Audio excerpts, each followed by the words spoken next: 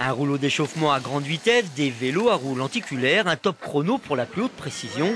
Cela ressemble comme deux gouttes d'eau au Tour de France, mais c'est le Tour de l'avenir, 48e du nom. Depuis 1961, l'épreuve sert de révélateur pour les futurs champions.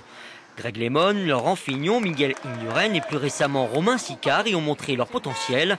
Le Cru 2011, fort de ses 108 coureurs, ne devrait pas déroger à la règle. Ce sont des jeunes qui ont moins de 22 ans et on ne connaît pas toutes leurs capacités. On connaît celles des Colombiens, ça c'est sûr et certain, ce sera des grimpeurs. On connaît l'Éthiopien peut-être aussi.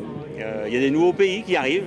Et ça c'est génial de pouvoir découvrir tous les ans des nouveaux qui une année ou 2 années après, on va les retrouver sur le Tour de France. Et ça, c'est le pied quoi finalement. Si le prologue du saut a été remporté par un spécialiste du chrono, l'Australien Michael Hepburn est double champion du monde de poursuite par équipe. Les autres étapes lorraines devraient servir de juge de paix pour la victoire au général. La région accueille régulièrement le Tour de l'avenir car elle est un terrain de jeu idéal pour ses coureurs de moins de 23 ans.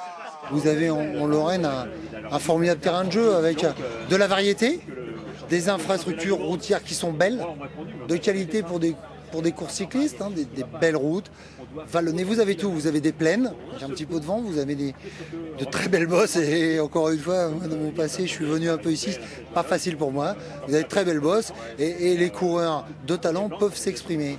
Des routes idéales pour les coureurs plus expérimentés, fruit du hasard ou bonne habitude, lorsque le Tour de l'avenir fait étape en Lorraine, la grande boucle suit. La Société du Tour de France pourrait respecter encore une fois la tradition cette année.